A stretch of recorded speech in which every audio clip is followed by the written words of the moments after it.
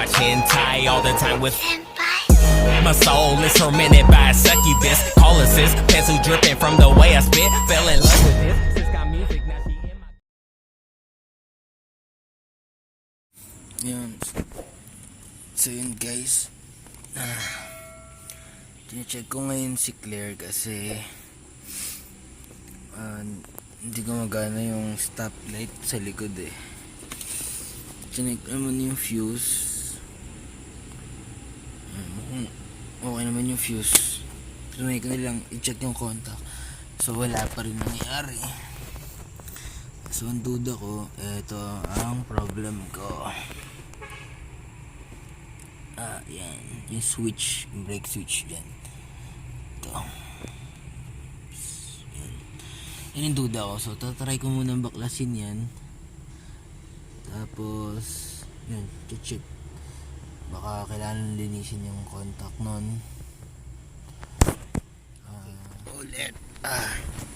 So yun guys, check ko ngayon si Claire kasi hindi gumagana yung stoplight ko every time na nag-brakes ako. So chineck ko naman yung fuse. Okay naman. Yun, so ang duda ko yung sa brake switch nya. Ito, yung black part na yan, tatanggalin ko naman dito eh. So napansin ko na hindi siya gumagana kasi every time na magbe-brake ako, diba, iilaw siya dapat, tapos maglalak yung central lock, automatic. So automatic yun kasi doon naka ano yun sa ano eh, sa central lock, naka-tap. Ngayon hindi na siya, napansin ko hindi na bumababa every time na magbe-brakes ako. So inassume ko na yun nga, hindi na nga siya umiilaw. So upon checking, hindi nga siya umiilaw. Kaya yun, para iwas aksidente at iwas huli, check natin. Syempre yun, try muna natin linisan. Kung hindi makuha sa linis, most likely kailangan natin siya palitan. Medyo madugo lang, pero syempre part ng maintenance ng pagkokotse. So may napanood akong video nun. So gumamit lang siya ng number 14 na wrench para i-loosen up yung nut. Check natin.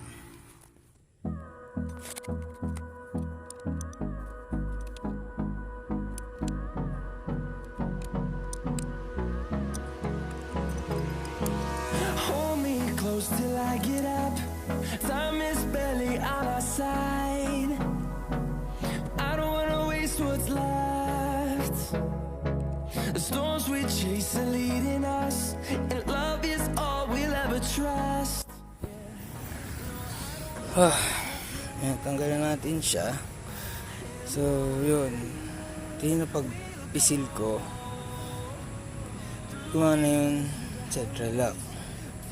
So most likely mayroon lang naglulus. No, hindi ko alam kung dito sa socket o yung sa wire na nakatap. Pero I've watched a video, pinanglinis lang yung WD-40 Sir Mike Maricol. Pero yun, linisin na rin natin siya. Total, nabaklas na natin siya.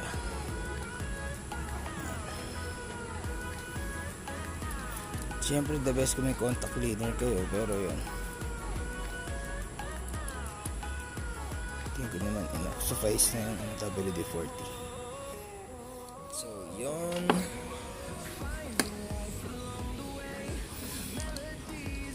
so since wala akong contact cleaner, siyempre best pa rin kung may contact cleaner kayo guys, pwede na yun na lang gamitin nyo. Pero ako, since wala ako, ayan, gagamitin ko na rin itong WD-40. Mag-squeeze lang tayo dyan sa singit na yan, kasi baka mamaya may mga dumi-dumi na rin sa contact. Ayan, spray lang tayo dyan.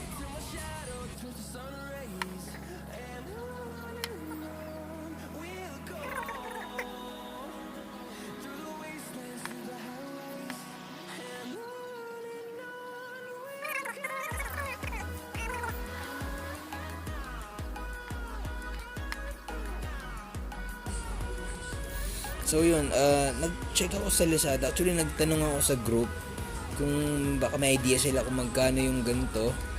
Wala pa ako nakitang reply pero siguro mayroon naman nang nag-reply. Pero anyway, umaambon sa labas. Wait lang. Sige muna si Clear.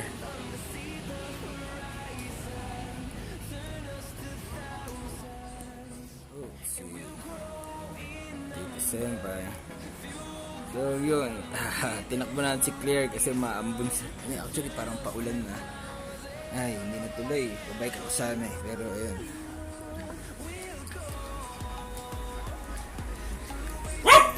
Check lang natin ito mamaya. Kainis naman, umulan pa. Siyempre, wipe natin yung excess WD-40.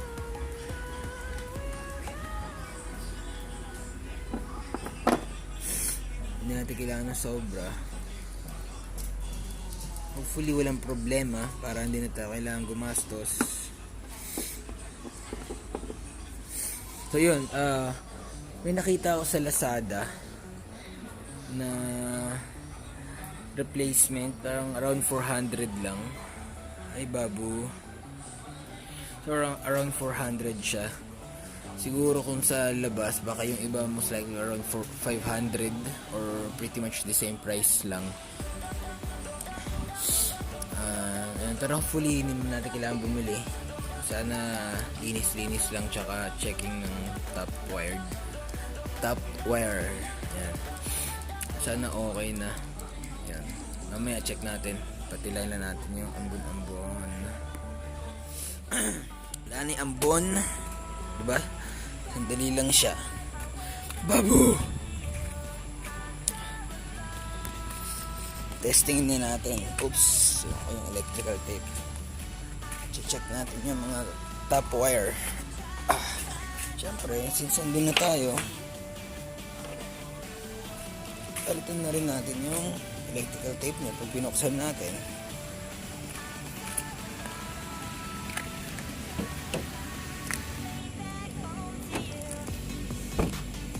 Alright. Oh shit. Sakit na naman ko.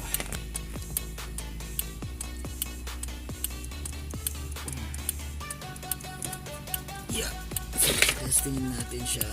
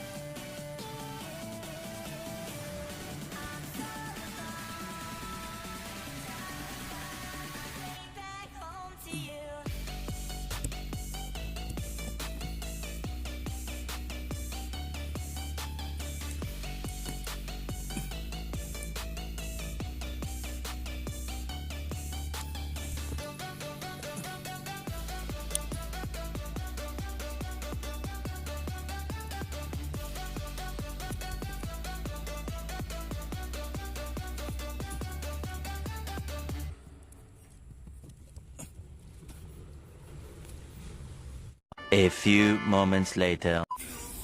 So yun, gumana siya saglit tas nawala ulit. Kaya binaklas ko na lang siya. Yan. Sa side kasi may parang yan. Makita nyo yun, nakaklip lang siya sa side. Yan. Yan yung itsura niya sa loob. Yan yung Pag naka-press down siya, nakaganyan siya. Pag umangat, syempre nag-break kayo, ibig sabihin, magko-contact siya. Kaya nagkakaroon ng connection. Yan.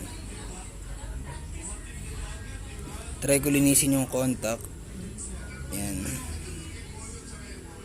Tignan natin kung gagana.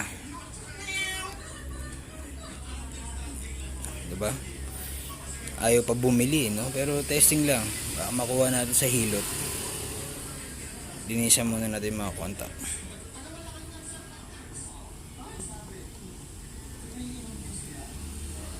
Spring loaded siya. Oopsie.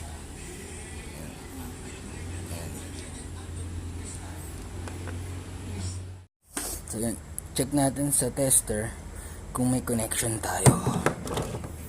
Yan, ito kasi yung connection niya. Yan, nagko-contact dapat yan.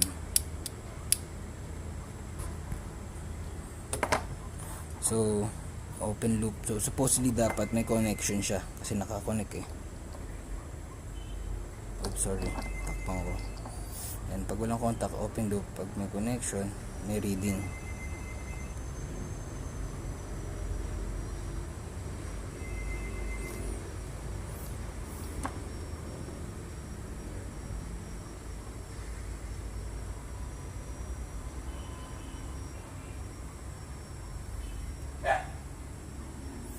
May connection tayo, so tingin ko naman good tayo dito. Ayan.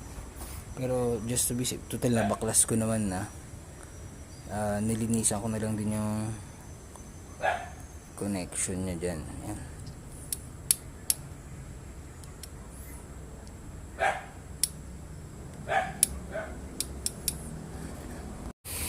So yun, napagana ko na siya.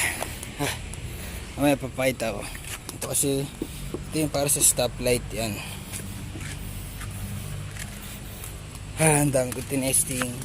Medyo mahirap lang dito magkalikot kasi nga sa ilalim. So paliwanag ko na lang na roll out ko. So binaklas ko nga to kanina. Binaklas ko siya kanina. Okay naman yung contact. Ang napansin ko, every time na bubunutin ko siya, gumagana. So I assume na dito sa socket yung problem. Trinay kong i-bend para sumikip yung ilang part doon sa contact. Pero ayaw pa rin. Siguro hindi ko kasi siya mabend masyado. So ang ginawa ko, itong part, itong nakapatayo na to, yan yung binend ko ng konting-konti lang para lang dumikit siya doon. So yun, after naman nun, gumana siya. Kabit natin ulit.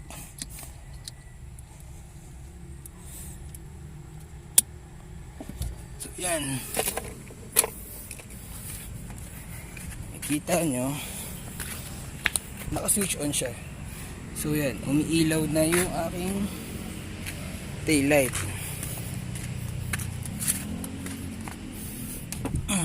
Tapos oopsie. Tapos kapag no to, yun, yan, nag-lock na ang center lock. So yung contact lang talaga sa socket yung naging problem. Wait lang.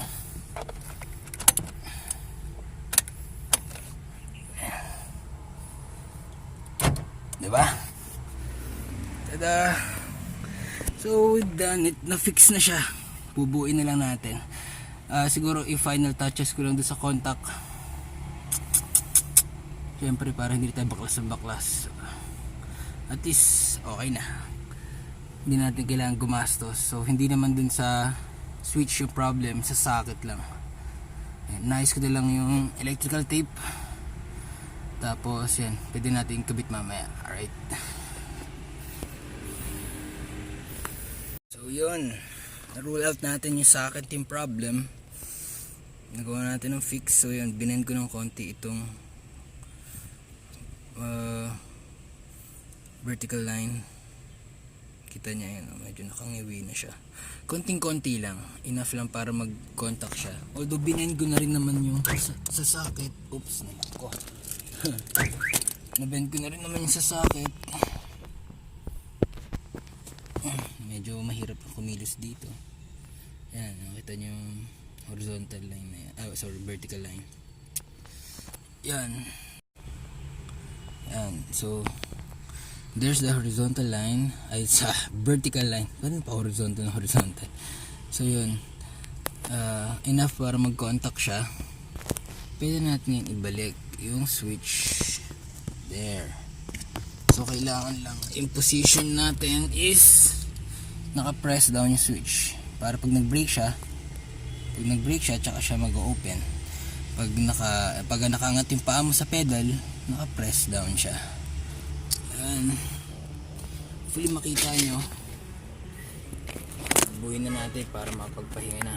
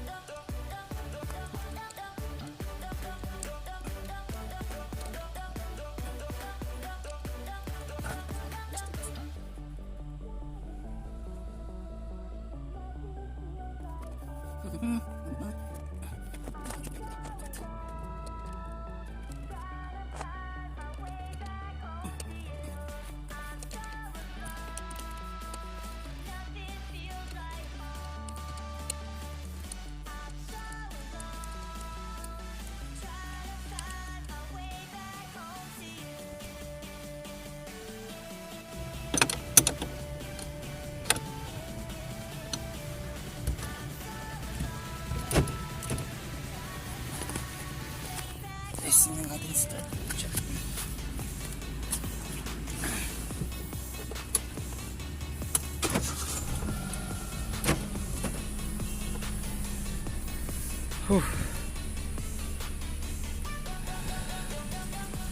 Ulit.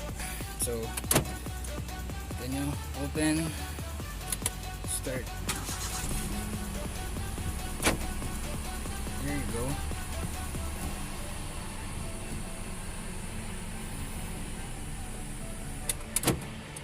I think that concludes it. Kita nyo.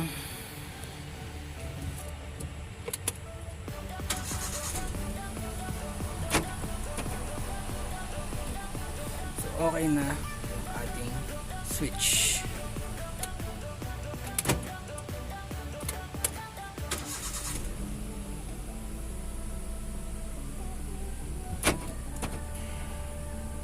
There you go.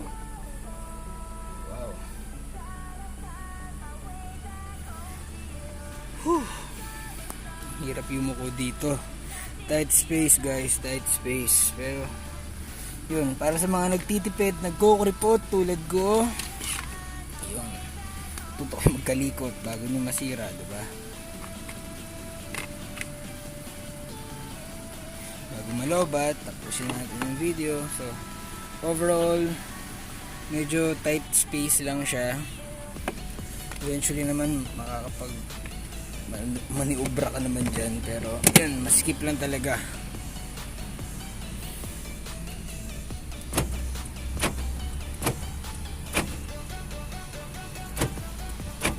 I'm using the remote here. Open. Nice.